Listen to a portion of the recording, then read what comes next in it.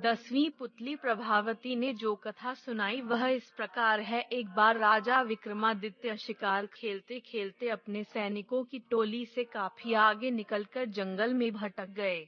उन्होंने इधर उधर काफी खोजा, पर उनके सैनिक उन्हें नजर नहीं आए। उसी समय उन्होंने देखा कि एक सुदर्शन युवक एक पेड़ पर चढ़ा और एक शाखा से उसने एक रस्सी बांधी। रस्सी में फंदा बना था, उस फंदे में अपना सर डालकर झूल गया। विक्रम समझ गए कि युवक आत्महत्या कर रहा है। उन्होंने युवक को नीचे से सहारा देकर फंदा उसके गले से निकाला तथा उसे डांटा कि आत्महत्या न सिर्फ पाप और कायरता है, बल्कि अपराध भी है। इस अपराध के लिए राजा होने के नाते वे उसे दंडित भी कर सकते हैं। युवक उनकी रोबीली आवाज तथा वेशभूषा से ही समझ गया कि वे राजा है, इसलिए भयभीत हो गया। राजा ने उसकी गर्दन सहलाते हुए कहा कि वह एक स्वस्थ और बलशाली युवक है, फिर जीवन से निराश क्यों हो गया? अपनी मेहनत के बल पर वह आजीविका की तलाश कर सकता है। उस युवक ने उन्हें बताया कि उसकी निराशा का कारण जीविकोपार्जन नहीं है और वह विपन्नता से निराश होकर आत्महत्या का प्रयास नहीं कर रहा था। राजा ने जानना चाहा कि कौन सी ऐसी विवशता है जो उसे आत्महत्या के लिए प्रेरित कर रही है। उसने जो बताया वह इस प्रकार है। उसने कहा कि वह काली का रहने वाला है तथा उसका नाम वसु है। एक दिन वह जंगल से गुजर रहा था कि उसकी नजर एक अत्यंत सुंदर लड़की पर पड़ी। वह उसके रूप पर इतना मोहित हुआ कि उसने उससे उसी समय प्रणय निवेदन कर डाला।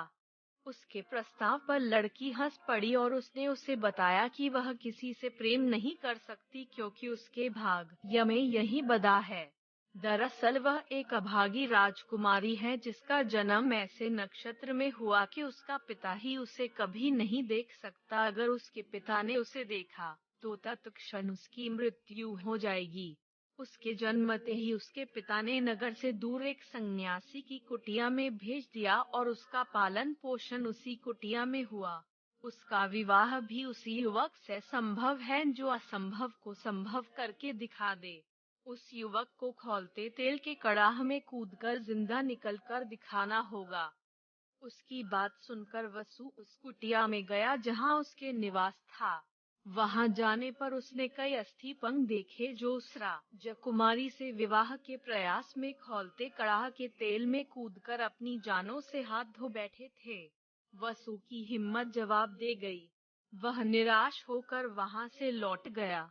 उसने उसे भुलाने की लाख कोशिश की, पर उसका रूप सोते जागते, उठते बैठते हर आंखों के सामने आ जाता है। उसकी नींद उड़ गई है। उसे खाना पीना नहीं अच्छा लगता है। अब प्राणांत कर लेने के सिवा उसके पास कोई चारा नहीं बचा है।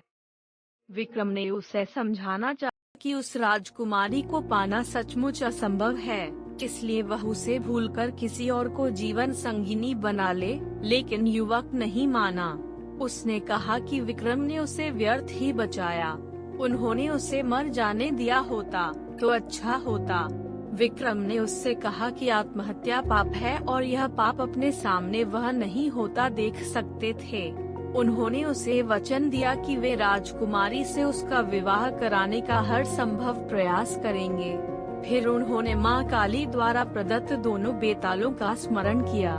दोनों बेताल पलक झपकते ही उपस्थित हुए तथा कुछ ही देर में उन दोनों को लेकर उस कुटिया में आए जहां राजकुमारी रहती थी।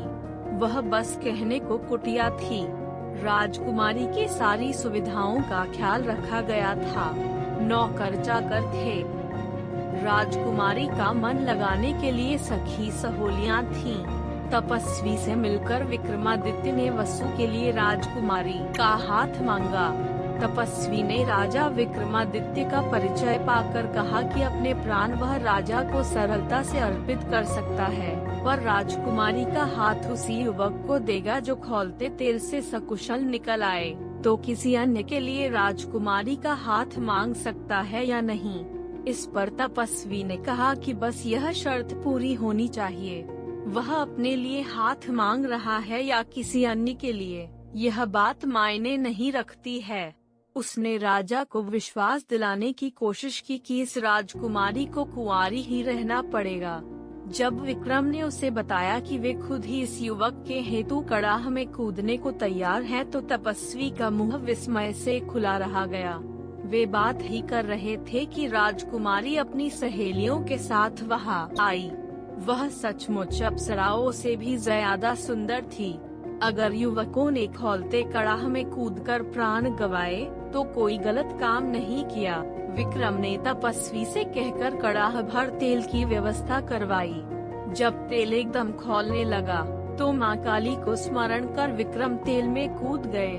खौलते तेल में कूदते ही उनके प्राण निकल गए और शरीर भुनकर स्याह हो गया। मां काली को उन पर दया आ गई और उन्होंने बेतालों को विक्रम को जीवित करने की आज्ञा दी। बेतालों ने अमृत की बूंदें उनके मुंह में डालकर उन्हें जिंदा कर दिया। जीवित होते ही उन्होंने वसु के लिए राजकुमारी का हाथ मांगा। राजकुमारी के पिता को खबर भेज दी गई और दोनों का विवाह धूमधाम से संपन्न हुआ। पेज को फॉलो तथा कमेंट कर मेरे प्रयास को सफल बनाएं। धन्यवाद।